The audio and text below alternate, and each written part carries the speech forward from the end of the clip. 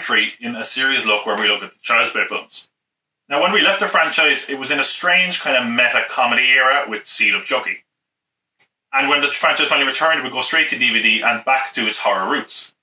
A genre that it actually left because it felt like they'd run out of ideas.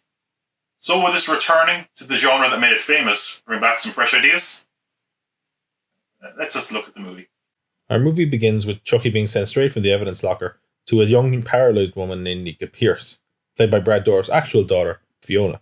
And you think your family is dysfunctional. Series look is filmed in front of a live studio audience. Nika lives with her mother, who dies after being stabbed, but it's ruled as suicide, and as a result a lot of Nika's relatives come to visit, which leaves us with the basic premise that Chucky is trying to pick them off one by one. First he tries poisoning them. Oh my god. Oh my god. What? This is amazing. No, I can't believe there's no meat in this. And it's so hearty. It's the oregano. This is just the way my mama used to make it. It's time for my favourite game. Is it foreshadowing? I mean, to be rude, I'll see you all in the morning at the cemetery.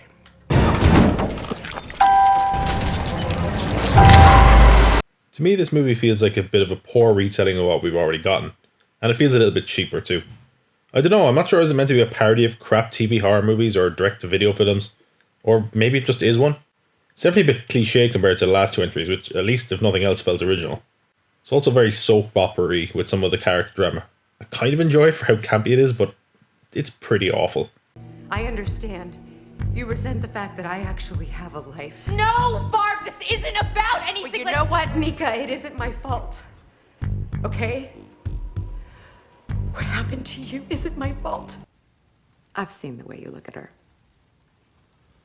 Ditto. Ian, I am not sleeping with the nanny. Need a hand? I need a fucking search party. I have looked over every inch of this house and I can't find him anywhere. Oh my god. Surprise lesbians! Even the kills and the violence seem a bit more lame and subdued than the previous movies.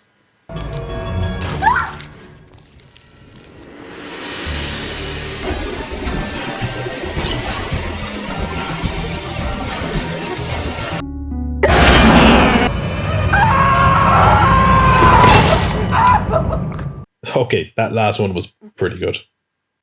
As for Chucky, I feel like his personality is a bit stripped away in this one, but he also just comes off as a bit stiffer. We don't see him move around as much. I will say I don't like the design of Chucky as much in this movie. I'm not sure if there's some CGI going on his face, but it looks a little bit weird. On the other hand, I do like how we start off with a design that looks like he did in the original movies, and then moves into the more modern look that we got in later films. It's a cool way of showing the evolution of the character's design.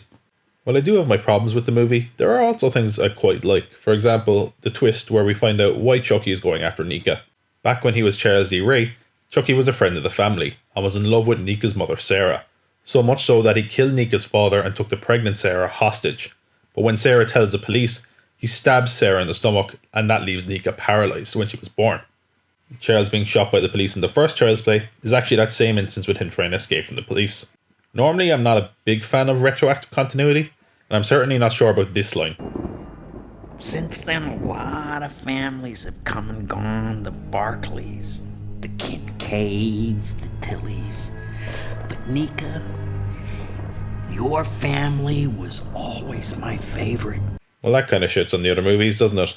I will say I'm not normally a big fan of retroactive continuity, but I think it works here in building up the character of Nika Pierce, who I actually quite like as a character, and I think it's very well performed by Fiona Dourif. It's like an interesting twist on the final girl, having her basically having to use her wits more than her physicality because she's in a wheelchair. I also like the ending. A police officer shows up to the house while Nika and Chucky are fighting, and finds Nika over a dead body holding a knife, and as a result she's sent to a mental asylum, setting up for our next movie. Later, Tiffany bails Chucky out as he was being used as evidence in Nika's trial. And then we have a part I don't like at all, and that is the post-credit scene. The scene sees Chucky being delivered to the home of Andy Barclay, the child from the first three Child's Play films, who almost immediately blows him away. Andy! Oh, hey everybody, Andy's back. Look, Andy's here. Hey, he's here, we're back. Nobody cares. Now, here's the thing about this ending, and entries in general going forward with this series. It's a lot of fan service, and it comes virtually inaccessible to new audiences. And the truth is, it's not necessary. No one needs to see Andy Barclay again. It worked with Halloween because they dismissed all the sequels in between. In this case, you have to be pretty aware of the prior entries. And that might be fun, but it isn't really worth catching up on these for. There's not much payoff to being aware of the prior story threads, or characters. And you might think this is just a cute post-credit stinger, but nope. It ties into the next one. Curse of Chucky feels like something of a regression for the series. It has a certain schlocky charm, but it's not entirely clear if that's intentional or not. The kills are disappointing, the characters are uninteresting.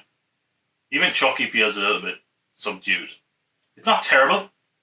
It just feels like the series is repeating itself a bit. I would say that the ending is quite good. Probably one of the few instances in this film series where continuity is well utilised.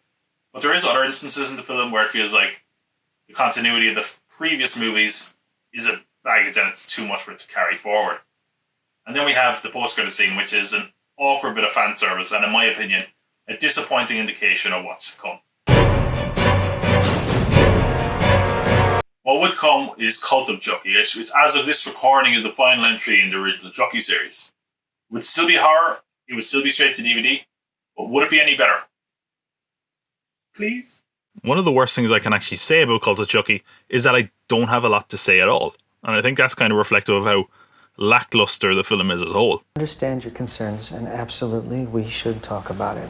But let's talk a bit about maybe why that is, and some of the positives and negatives.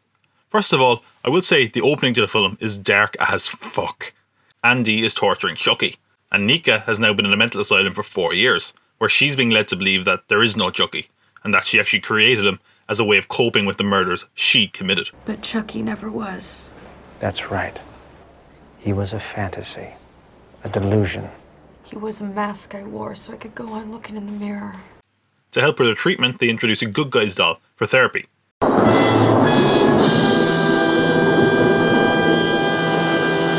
And she's also given a good guy's doll by Tiffany, who for some reason is the guardian of her niece. Apparently everyone was just cool with that. You don't seem very motherly. She's dead, Miss Pierce. As you can probably guess, the twist is that there are multiple Chuckies, which is an idea Don Mancini has actually wanted to use since Child's Play 3.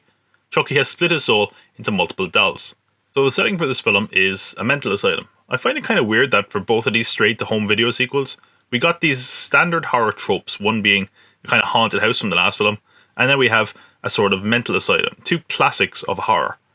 But, just like the last one, the whole movie is spent here, not unlike a bottle episode, with Chucky picking them off one by one. Do you see what I mean now when I say the series kind of feels like it's run out of ideas? For example, this is a great kill.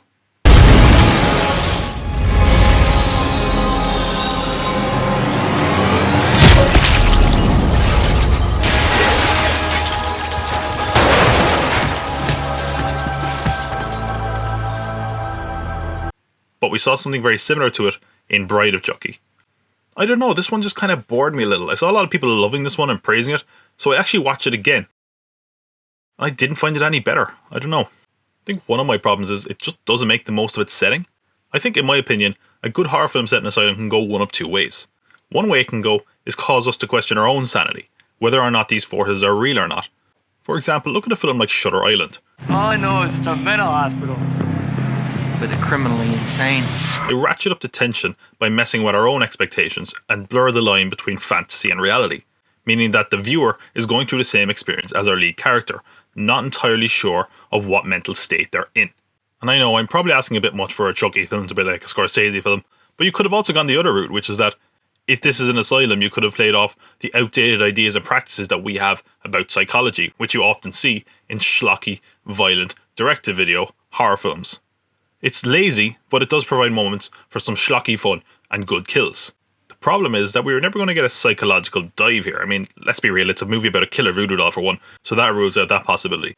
But the other possibility of the creepy old asylum that we see in such classic horror films, this possibility is also limited as it's set in a more modern asylum, meaning all those scary, archaic treatments we used to have for treating the human brain that could have provided elements of schlocky horror are no longer a possibility, and has the unintended effect of meaning that this asylum setting could for the most part have been anywhere. Remember when I said fan service and the baggage the series was carrying with it at this point was starting to wear on it? That's very clear here, because being a fan of the series or having seen all the films is now a double-edged sword, because on the one hand it'll mean you understand all the elements and the characters and the fan service, but on the other hand you can't help but feel you've seen it all before. Whereas if you're a new fan, it's almost totally inaccessible.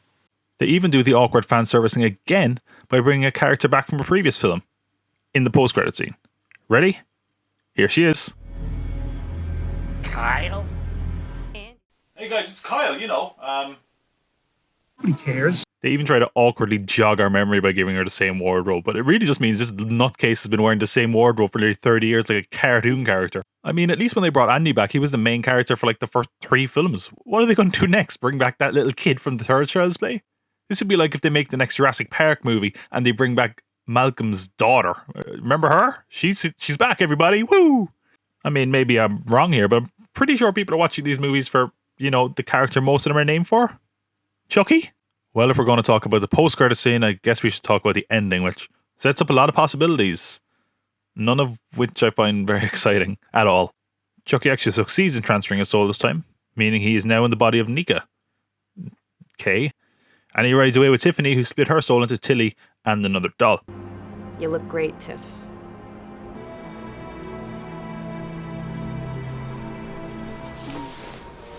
Oh my god, twice in one video. Surprise lesbians! These more recent Chucky films seem like such a strange contradiction where they want to be something new, but they're just tangled up in their old continuity and refuse to get rid of it. We don't need a cinematic universe or fan service callbacks. Just give us more of what works, because I'm sorry, what you set up here doesn't sound promising. So is there anything I like about Cult of Chucky? Yeah, there's a few things. I like how stupidly easy Andy is able to get into the asylum. You can call and make an appointment. No, this is an emergency. I bet, but now please just get back in your car and turn it around. Okay, then I want to commit myself. Get the hell out of here, right now! I like how when we find out the doctor is a rapist, Chucky is briefly a good guy. I've missed these little sessions of ours. You can't remember them. Holy shit! And they call me sick? Even the killer doll is like, yeah, fuck that guy. Even though I don't think Andy needed to be in the film, he does have a few good moments. Like, he's the one that sends one of the Chucky dolls into the asylum and put a gun in his stomach, which the Chucky doll was unaware of, leading to this badass moment. This is the end, fucker! Thanks for coming after me. Saved me the trouble. Fuck you! Fatality. It's incredibly gory and violent, but it also creates a nice degree of symmetry with the original Child's Play film.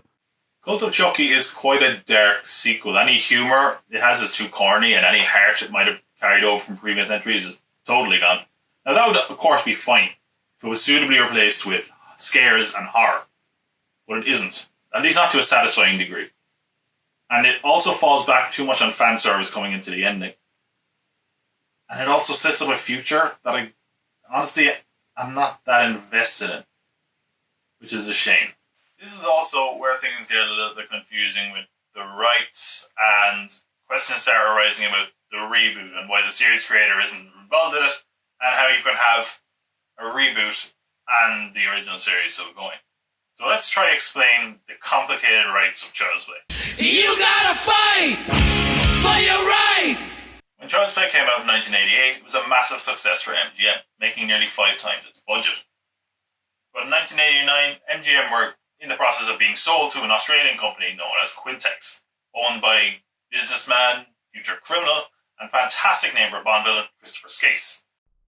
Skase, who was one of Australia's highest flying businessmen in the 1980s, owned Channel 7, 5 resorts in Queensland, and the Brisbane Bears AFL team. But his $320 million empire collapsed, and he fled the country to Spain, owing hundreds of millions of dollars and facing fraud charges. Basically, this new company, Quintex, didn't want to make horror movies, and while this could have doomed Chucky, it instead meant that the rights to a sequel to a very successful film were up for grabs, and a bidding war commenced, with Universal eventually winning after Steven Spielberg showed up and nudged producer David Kirshner towards them. Because, of course, no Hollywood story is complete without Spielberg. Can I help you?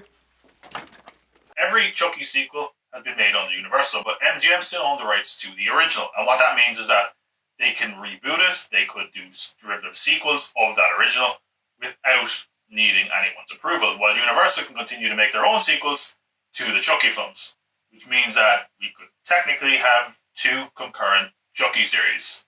This means that the creator of Chucky, Don Mancini, who's been with the franchise for 30 years, isn't involved with the reboot because he feels that it would damage his still running franchise. And while it's upsetting that the creator of the series isn't involved with the reboot, it was an interesting case because they can't do anything that was done in the sequels for legal reasons. And they also went a different way to what the original was. So we got a film that was incredibly fresh, and it's quite rare for a remake to do something new and original. And on that grounds, I was very interested to see the Child's Play reboot.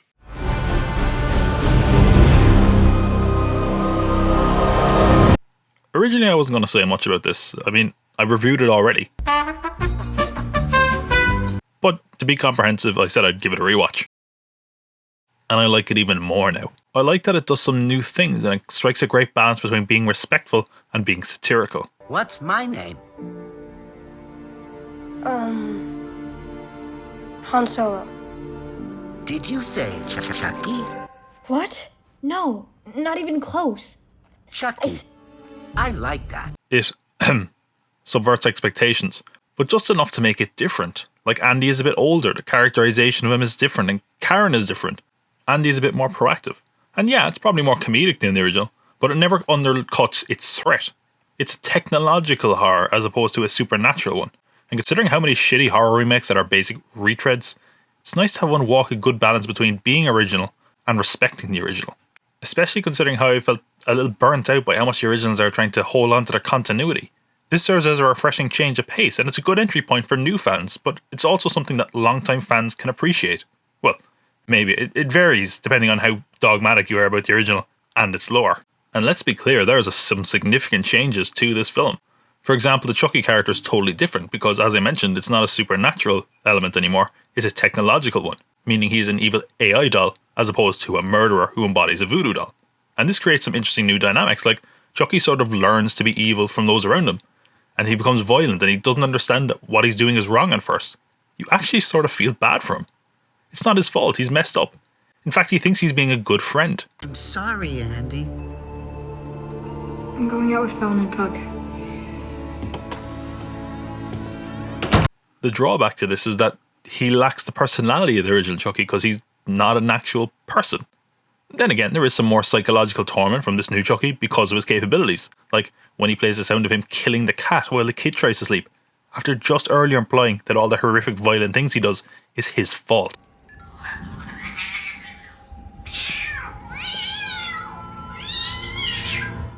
That is fucked up. So while it does lose some good elements from the prior entries, it manages to add its own, things that weren't possible in the original films. I don't think it necessarily feels like a Child's Play film though, and that's not a knock against it. It very much feels like its own thing with separate themes and ideas. It kind of feels like E.T. mixed with Black Mirror. I mean, you know, if E.T. was a murderous prick instead of a freeloading alien. Huh. I wonder why I got some E.T. comparisons from this film.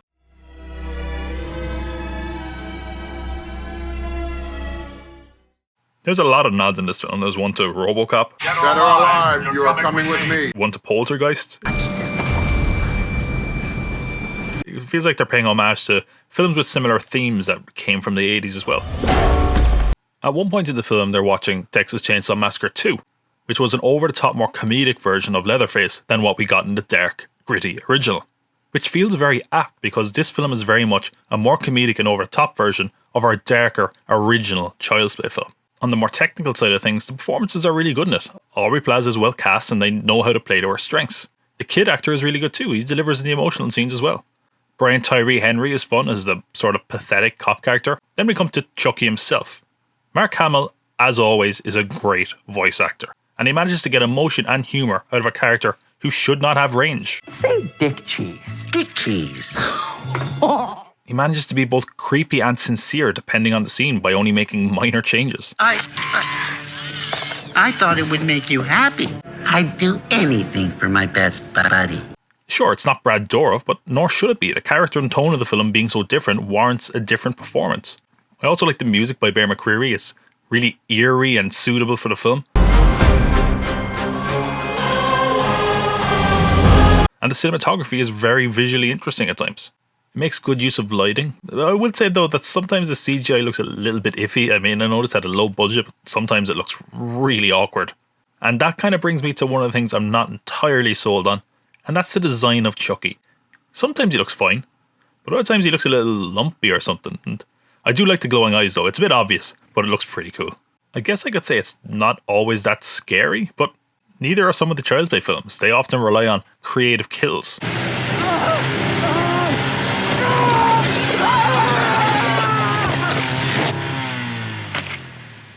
Humor. Andy's my best friend. You hobbit motherfucker! And interesting characters. Are you coming in or what? I'll be right there, Ma. Just give me a minute. Love you. And this movie has all of that. It's just a lot of fun. It's better than it has any right to be, and an enjoyable film that knows exactly what it's meant to be. And it breezed by, which is something I can't say for some of the more recent Child's Play films. I think the film deserved better than it got. I actually want to see more of this continuity. Yeah, it's a shame Don Mancini isn't involved, but he's still going to have his Child's Play TV series, so why not have both going at the same time? I mean, we have DC TV shows and DC movies. What's the problem with having Chucky on TV and Chucky on the big screen? One of the most flattering things I can say about it is it feels nothing like the original, and that's quite a striking statement when you're talking about a remake, but it works. It's nothing like the original, but they're both excellent in their own way. You stupid bitch! You filthy slut! That thing just swore. It's not supposed to be able to do that. The comedic Chucky films are nothing like the horror Chucky films, but they're all still great. I didn't hate the Child's Play reboot. Now, I know purists of the series might disagree, but it's at least something different, which is probably more than I can say about the Child's Play direct-to-DVD sequels. I would see more of this series. And it is a shame the creator isn't involved, but it feels different enough where we could have two concurrent Child's Play series. It feels like it's exploring new territory. I think on those grounds alone, it deserves props for being something new and original, when it didn't need to be. And I think it also deserves a watch. So check out the Child's Play reboot. It's not as bad as you would think.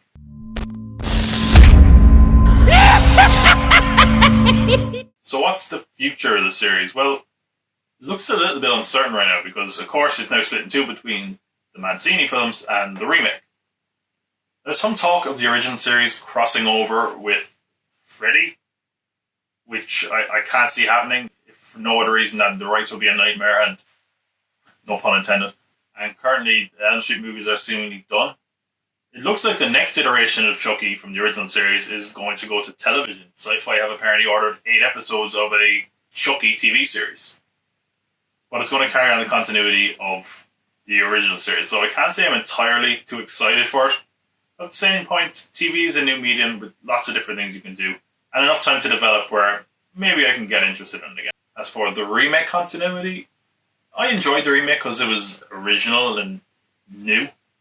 And I'd be interested, if nothing else, because the sequels would have to go in a different direction to the Chucky sequels.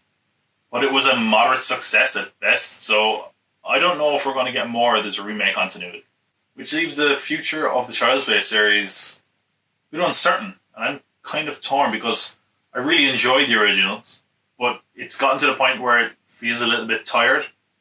Like they've done everything they can do, and it's held back by its own continuity. There's a reason why horror franchises often either abandon their continuity or have selective continuity. Look at something like the Halloween franchise, for example.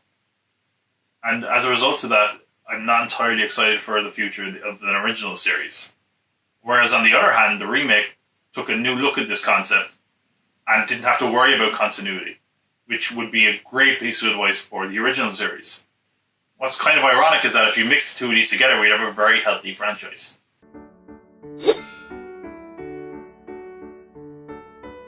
As a whole, the Child's Play series actually holds up pretty well. It deserves credit, if nothing else, for trying to do something new and original with most of its entries. Even if it doesn't entirely work, each film feels unique and distinct. Chucky, as well, is a great slasher. He might be one of my favourites, and He has a surprising amount of range between horror and comedy.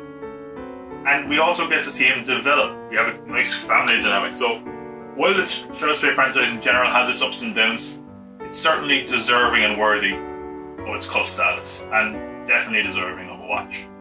While I'm not entirely sure where the future of the franchise lies, or whether I'm even excited for it, this is a good series for what we got. Don't ever leave me, please don't say goodbye. I'll be yours till the day that I die. You stupid bitch, you filthy slut!